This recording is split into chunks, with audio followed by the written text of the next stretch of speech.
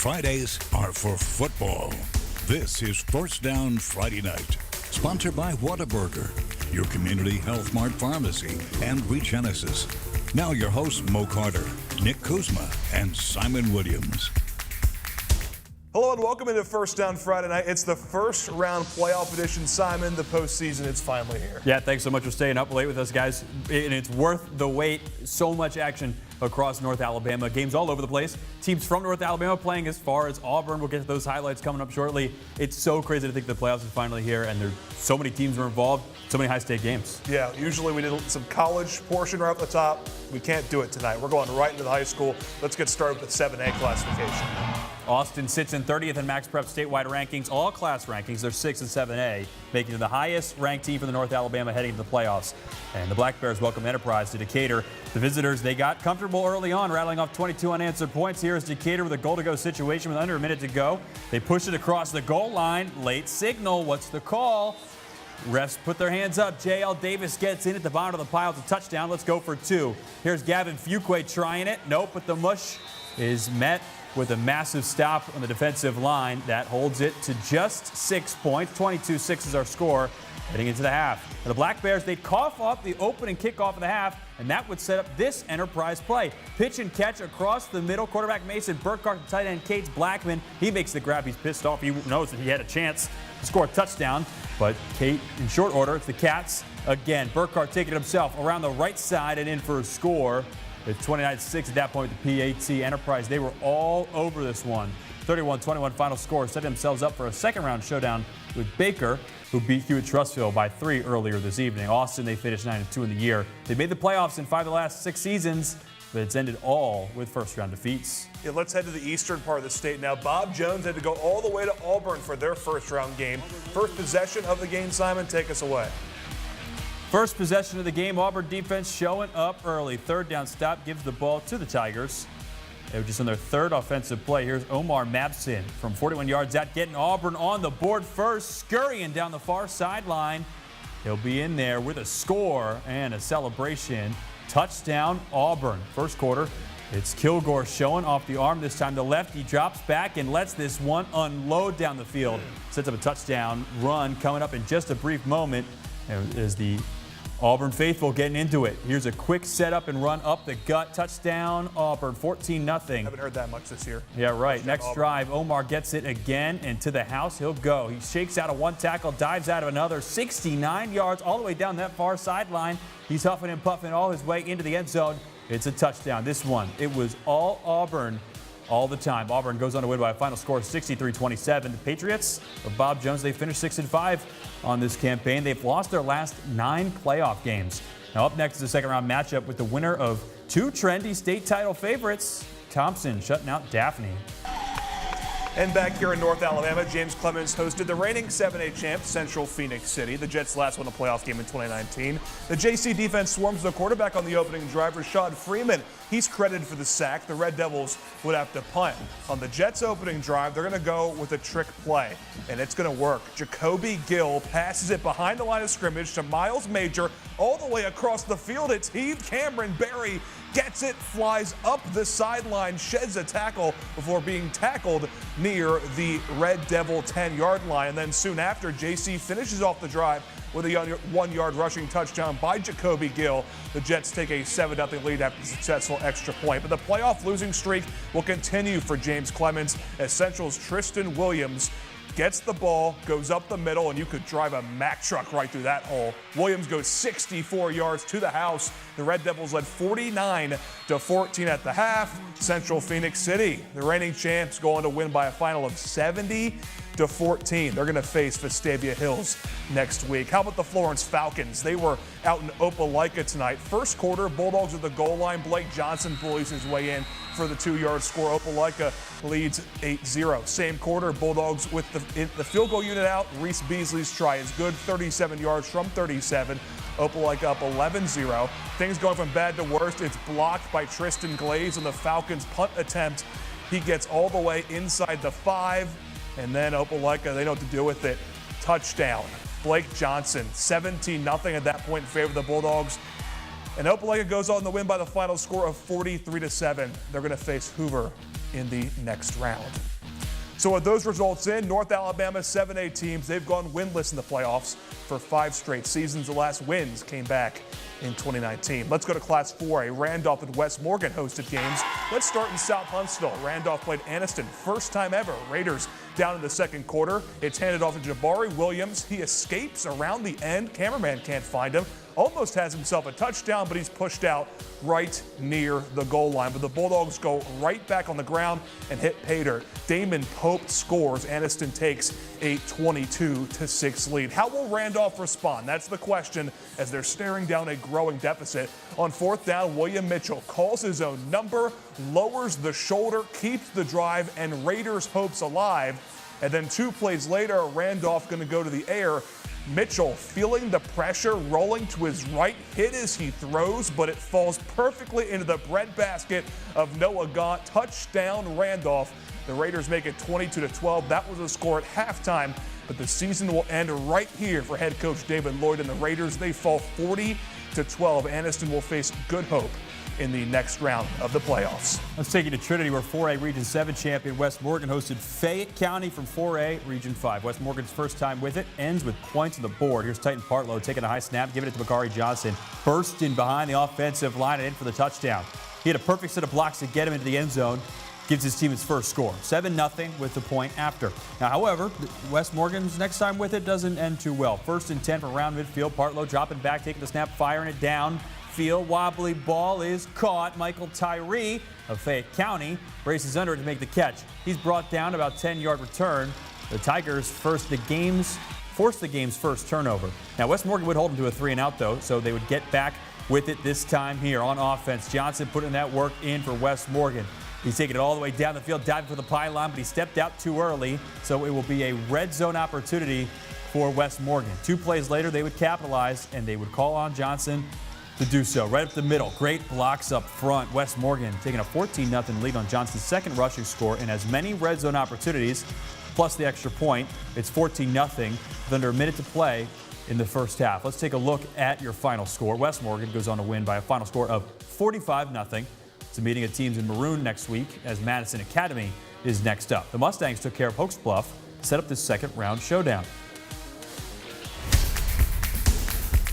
All right, Hartselle faced a familiar foe during the first round of the Class 6A playoff. We got highlights from the Tigers matchup with Minor coming up next on a special edition of Fox 54's First Down Friday Night.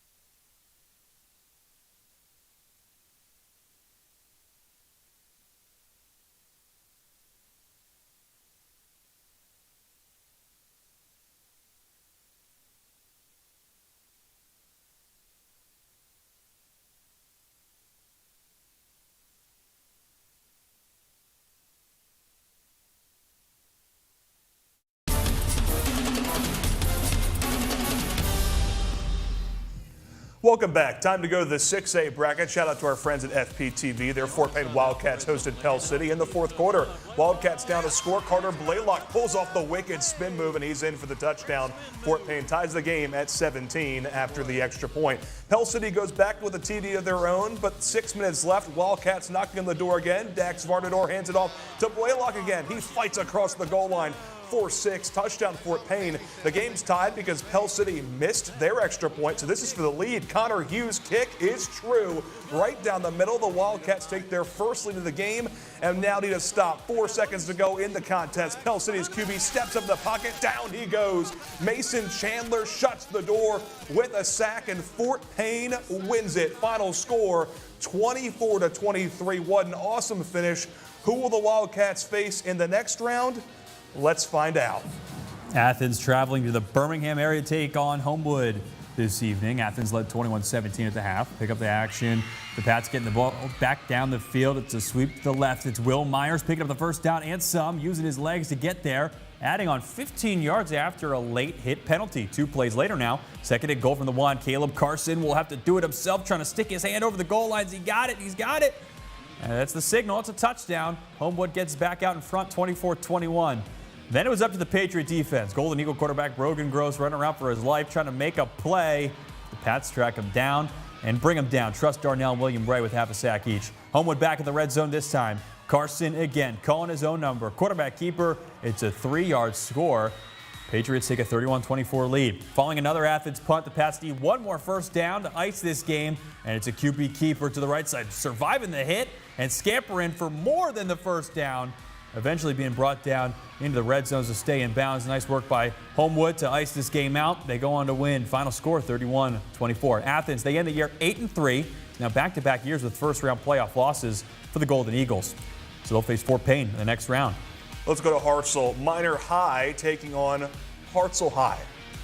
A little under 2 left in the first half. Hartselle up 17-0. Noah Lee with the handoff to Jakeem Pruitt, who tries to make a run, but he gets stuffed. A little bit later, Noah Lee once again under center, finds under pressure, but finds Tremel Hurley in the end zone wide open. No one there. Hartselle is up 24. With just seconds left to go now, it's 4th down. Minor is looking to punt the ball, trying just to pin the Tigers, but it's not going to happen. Over the head it goes. Hartselle, oh wow, that's, wow, I'm just laughing at it. That's pretty awesome. Yeah, a little pitch ahead, but still doesn't matter. That's a turnover on downs. Then Noah Lee a little bit later slings it to Brennan Swafford for an easy 6. Hartselle goes up 31-0 at the half as Hartselle goes on a win by a final score of 64-7. They're going to face Oxford in the next round. All right, drop it down to Class 5A now. Scottsboro hosting Jacksonville in some East Alabama action. Pick it up in the second quarter. Scottsboro already up 14-0. Handoff goes to Brandon Edmondson Jr. Finding a big hole, breaking 1. 2 tackles, falling forward into the end zone. Across the goal line he goes. With the extra point, it would be a 21-0 game. On the next possession, Jacksonville's Jackson Bonner drops back. The pass is picked off.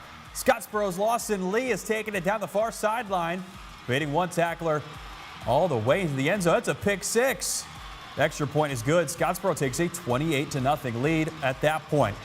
Now, however, the Golden Eagles have an answer on the ensuing possession. Xavier English taking the handoff up the middle, spinning out of 1 tackle try. All the way to the house. He will go. A foot race with the Scottsboro defender.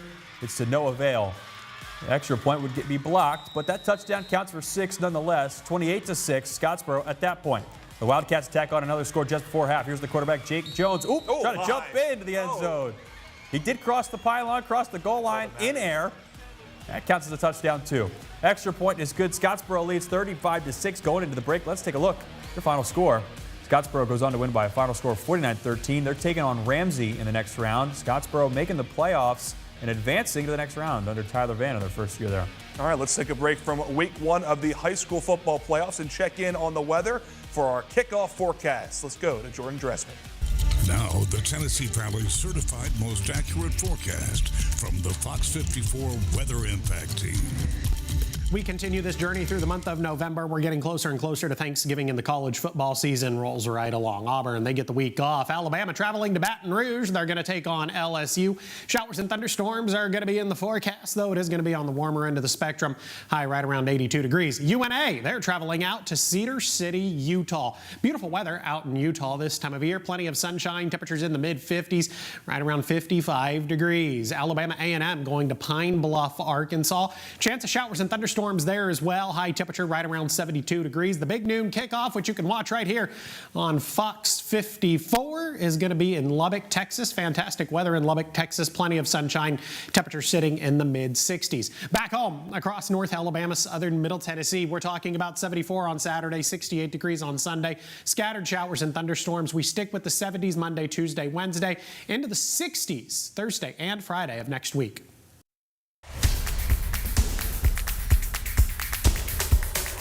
More high school football playoffs coming your way next. We go down to 3A. Stay with us.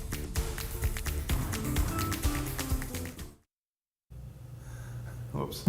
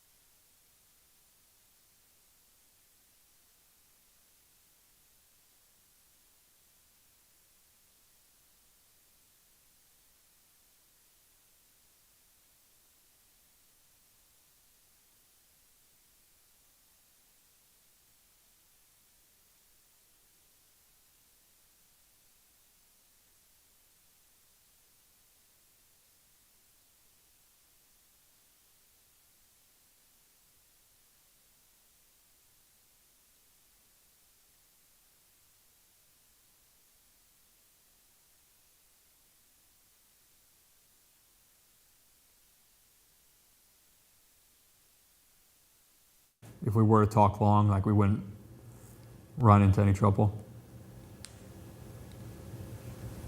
Cool, okay.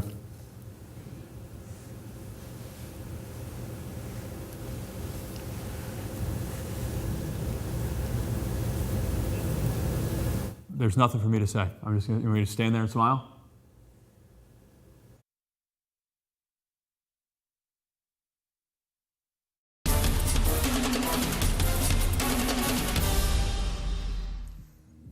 Welcome back. We're just about halfway done. Let's get right back to the action with some 3A games. We had several teams in action in that classification. So let's head out to Northeast Alabama, DeKalb County. Sylvania hosted Weaver in their first round matchup. Always a good playoff environment in Sylvania. We're just a few minutes into the first quarter. Neither team's managed to score. It's Weaver's ball. Caden Gooden rushes forward after a brief run, but he's tackled by Sylvania's defense. They were stout early on to shut out Weaver in the first quarter. Problem is the Rams also needed points. Second quarter, we're scoreless. Griffin Turner goes long. His pass to Landon Pritchett. Oh, man, catches the ball in stride. He runs all the way across the field for a Sylvania touchdown. The extra point was good. That made it 7-0. Let's see our final score as the Rams go on to win 27-9. Next week, they'll play Winfield, who took down Colbert County in the first round of the playoffs. All right, let's take a look at this matchup between the visiting Vinemont Eagles and the Lauderdale County Tigers. Vinemont would have the ball in our first highlight, fourth down. Quarterback He's going to bobble the snap a little bit, trying to run to his left, but no luck. He's going to be brought down by a bunch of Tiger defenders. That's a turnover on downs. And it'll be Tiger ball. Later in the quarter now, quarterback Curtis Ritter. He's going to roll to his right. He finds Chase Ballou downfield. He's got to look that way. He makes the catch. Nice catch in stride, but he's brought down in bounds. So that doesn't lead to any points, though, in our first quarter and scoreless. Onto the second frame we go. Ritter drop it back, looks deep to Hudson Lash. He has to reroute, but he makes the catch. What a grab from the receiver, having to track back for that ball. He's tackled, pushed out of bounds at the 2-yard line. Fourth down now for Lauderdale County. Ritter takes a fake handoff. He's met by a wall of Eagle defenders. It's a goal line stop. What a massive play for the defense. Vinemont would get the ball back. It'd be a strong defensive stand to keep our game scoreless. And with that, let's take a look at your final score. Lauderdale County, they go on to win 24-0. All the points came when we left. They advance to face Piedmont next week. Let's check out the midfield Patriots taking on the Mars Hill Panthers, who lead 49-12 at the half to the guys from Florence. Here's the kickoff after the 7th Panther touchdown. Bakayunta Hollins will play this ball. He'll find a gap, doesn't stop running. He takes this one all the way back for 6. A little excitement for the guys who were down big from midfield. 2-point conversion was no good. The Panthers, don't worry, folks, still leading 49-18. Marceau, quarterback with the ball, tossed to Hudson Higgins. He's in for the late score. Panthers go into the locker room. Simon, it was 56-18.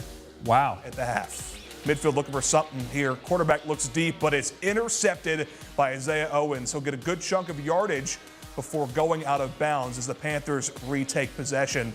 And on the second play of the drive, it's Mars Hill. You know they're looking for more points as we very much admire the band. Handoff goes to Caden Chandler, makes defender miss, breaks the tackle. He's going down the field. Defender chases him into the red zone. Big first down for Mars Hill. Point that finger forward. First down in the red zone. And a couple of plays later, handoff to Chandler for the touchdown. The score at that point, yeah, it was 63-18. It's a blowout. I don't think midfield is coming back on this one. Final score 69-40. They will face Geraldine in the next round, who beat up on Locust Fort 60-13 in that game. That is a combined 129 points for those two teams on your screen from the Tennessee Valley.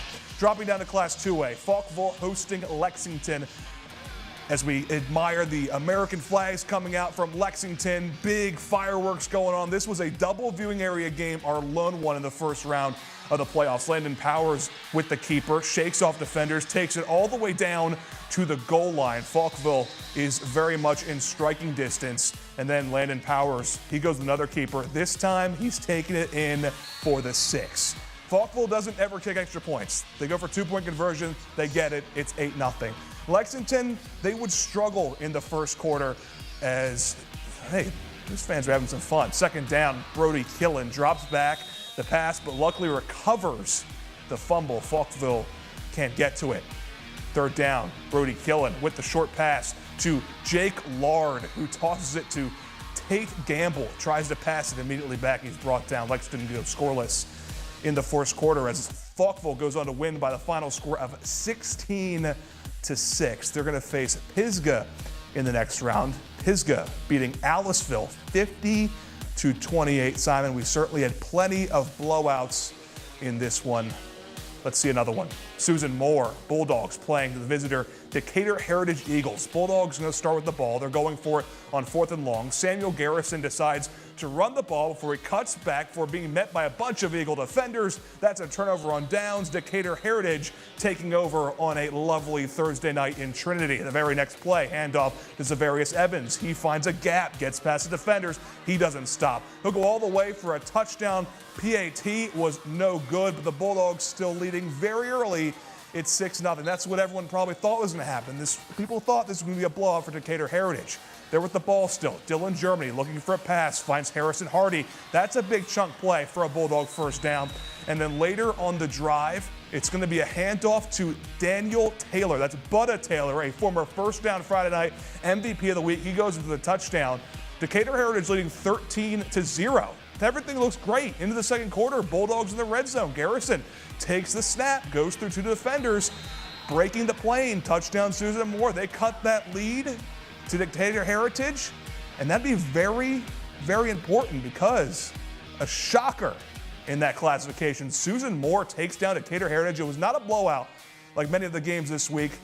It was a very close game, but a shocker, an upset. It's true it's form. Susan Moore beats Decatur Heritage 34-27. They're going to face Tuscaloosa Academy next week. They beat North Sand Mountain and the Bison 42-6. We're going to wrap up the show when we return after this break.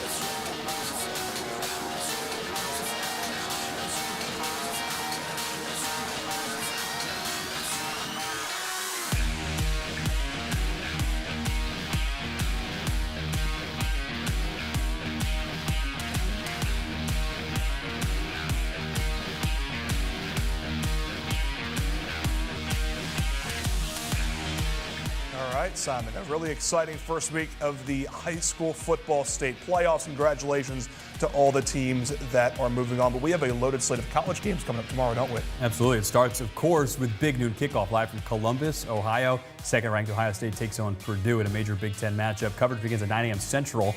Kickoff to the Buckeyes at Boilermakers set for 11 a.m. That, of course, is followed by a game that a lot of people have eyes on. Number 20, Colorado at Texas Tech. That's at 3 p.m. And then we got some Mountain West action. Love it. Mountain West. Nevada and Boise State. The Wolfpack and the 12th-ranked Broncos with Heisman front-running running back Ashton Genty. Kickoff right at 7 p.m. here on Fox 54. So you could turn on the TV when you wake up tomorrow right here on Fox 54 and take it until sundown, and you've got primetime college football. Yep, and then Alabama, of course, going to visit LSU, not on our channel, but you can check out our newscast, Fox 54 News at 9 o'clock. We are going to have highlights of that game, and then in Sports Extra, we will also have a recap in that game. We're going to have a live look-in also around 5 o'clock tomorrow on Fox 54 Plus. Be on the lookout for that. That is a attempt. We're going all digital now, Simon. Really looking forward to that, of course. But also, thanks so much for watching First Down Friday night. Make sure to stay tuned to Fox 54 and Fox 54 Plus for all of your sports needs this week. And that's Simon Williams. I'm Nick Kuzma. For Mo Carter out on assignment, have a great rest of your evening. We'll see you tomorrow. First Down Friday Night is sponsored by Whataburger, your community health mart pharmacy, and Regenesis.